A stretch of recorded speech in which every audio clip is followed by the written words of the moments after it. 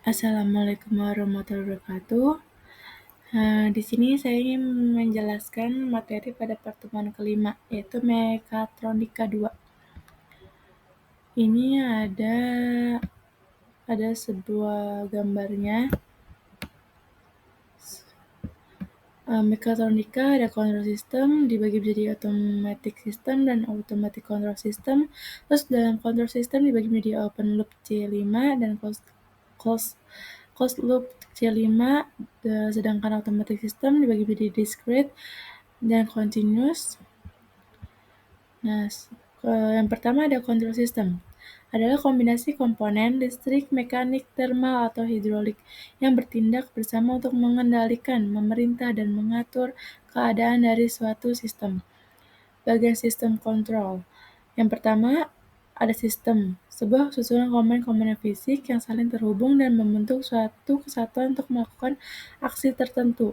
Contohnya tubuh, pemerintahan, motor. Yang kedua, kontrol, mengatur, mengarahkan, dan memerintahkan. Bagian sistem kontrol. Yang ketiga, input, set point, reference, respon sistem yang diinginkan. Output adalah respon sistem sebenarnya. Plan adalah objek yang dikontrol. Kontrol sistem elevator. Elevator atau lift zaman dulu digunakan oleh pemegang tali atau operator lift. Pada gambar tali dipotong untuk menunjukkan sebuah rem yang aman, inovasi dari lift yang zaman dulu. Dual lift atau elevator yang digunakan di Grand Arch Paris dikendalikan oleh sebuah motor, di mana setiap motor gerakannya saling berlawanan. Pada zaman sekarang, lift atau elevator adalah full otomatis, menggunakan sistem kontrol untuk mengendalikan posisi dan kecepatan. Ini ada diagram floor versus time. Input adalah lantai 4, output atau elevator responsnya adalah lantai-lantai yang dilewati elevator. Transient respon, dan yang terakhir steady state response dan steady state error. Macam-macam diagram blok dan komponen-komponennya. Ini adalah diagram blok open loop control system. Ada input, habis itu plan atau proses, dan output. Input biasanya berupa sinyal atau sejenis masuk dan kemudian diproses oleh sistem menghasilkan output berupa suatu mekanisme mesin. Macam-macam diagram blok komponen. Kalau yang ini adalah diagram blok closed loop control system. Keterangannya adalah input yang berupa sinyal masuk menuju error detector sebagai pembanding, kemudian masuk ke dalam proses dan keluar melalui output. Tetapi sebelumnya, sinyal yang keluar dari proses kembali lagi menuju error detector atau feedback. Ini ada diagram block closed loop control system with sensor. Seperti ini gambarnya. Nah, di sini ada diagram block control system lengkap. Dan ada di sini ada diagram blok lengkap control system. Seperti ini gambarnya, ada set point, input, error detector, compress, sinyal error, dan lain-lainnya. Keterangan komponen-komponen dari gambar di samping. Yang pertama, variabel yang dikontrol, yaitu variabel aktual yang diawasi dan dijaga pada nilai tertentu yang diinginkan dalam proses. Yang kedua, variabel yang diukur, kondisi dari controller variabel pada saat tertentu dalam pengukuran. Yang ketiga, sensor, mata sistem mengukur controller variabel dan menghasilkan sinyal output yang mewakili statusnya. Yang keempat, sinyal feedback, output dari measurement device.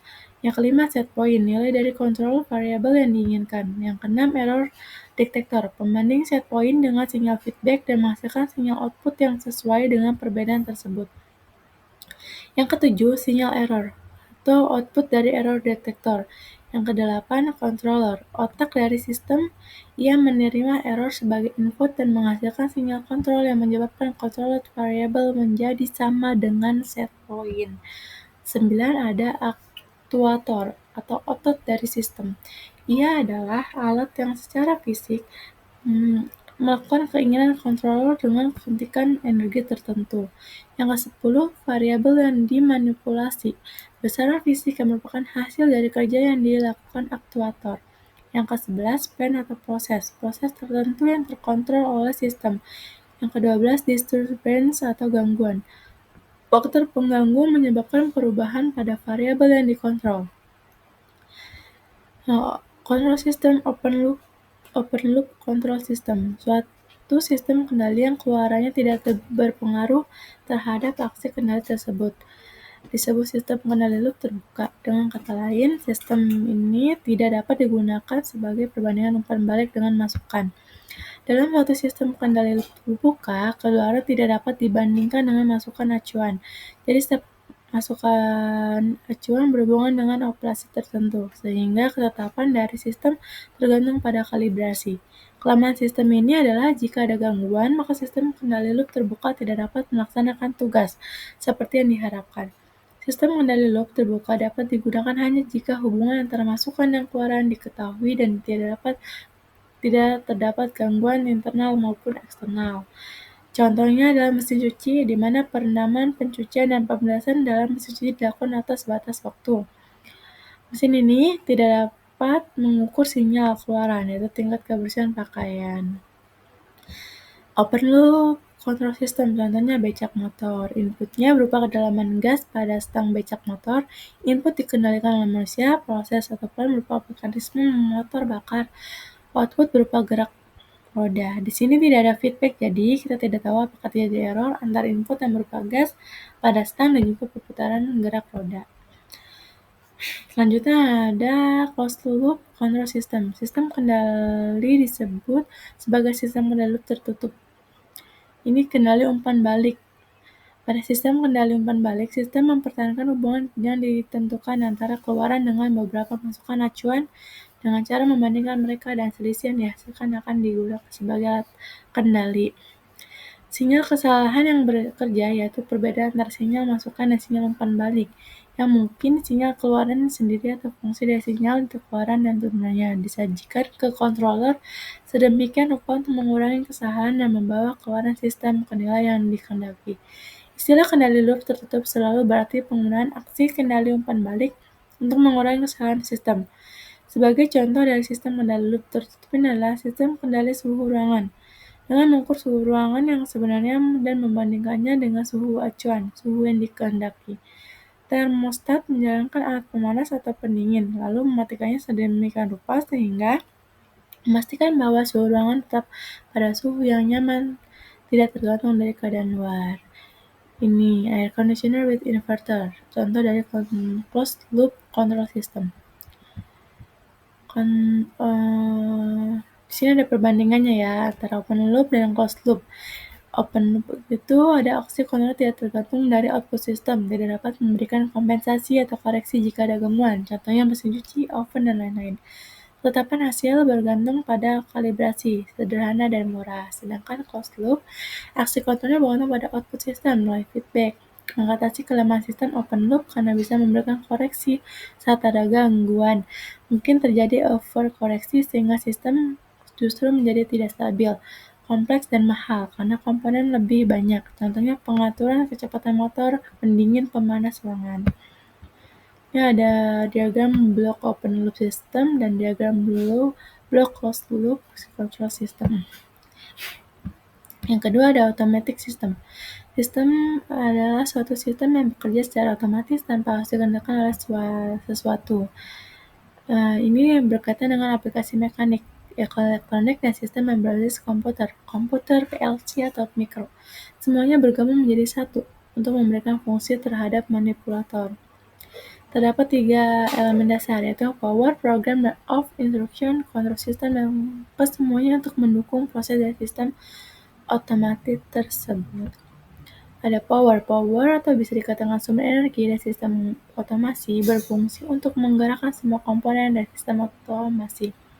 Sumber ini bisa menggunakan energi listrik, baterai, ataupun ACU. Semuanya tergantung dari tipe sistem otomasi itu sendiri.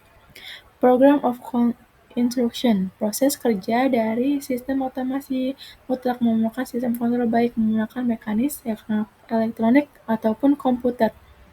Untuk program instruksi atau perintah pada sistem kontrol mekanis maupun rekanan elektronik yang tidak menggunakan bahasa pemrograman, dalam arti sesungguhnya karena sifat yang analog. Untuk sistem kontrol yang menggunakan komputer dan keluarganya, PLC maupun microcontroller, bahasa pemrograman merupakan hal yang wajib ada. Sistem kontrol merupakan bagian penting dari sistem otomasi. Apabila sistem otomasi dikatakan layak, semua organ tubuh manusia seutuhnya, maka sistem kontrol merupakan bagian otak atau pikiran yang mengatur dari keseluruhan gerak tubuh. Sistem kontrol ini dapat tersusun dari komputer, rangkaian elektronik sederhana, peralatan mekanik. Hanya saja, penggunaan rangkaiannya mulai ditinggalkan dan lebih mengedepankan sistem kontrol dengan menggunakan komputer dan keluarganya, PLC dan microcontroller. Sistem kontrol sederhana dapat ditemukan dari berbagai macam peralatan yang kita jumpai, dan ternyata setiap toilet memiliki mekanisme kontrol untuk mengisi ulang tangki air dengan pengisian sesuai dengan kapasitas dari tangki tersebut.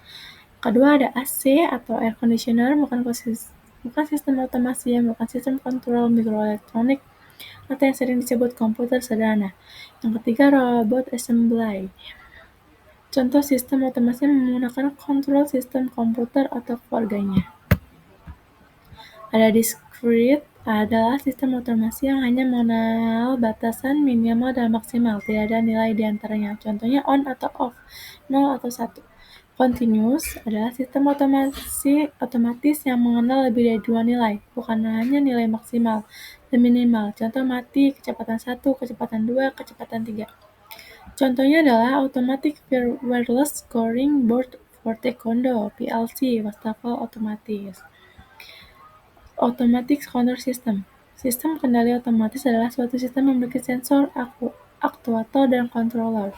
Pada sistem ini mencakup gabungan antara control system dan automatic system. Contohnya printer, kamera, lift.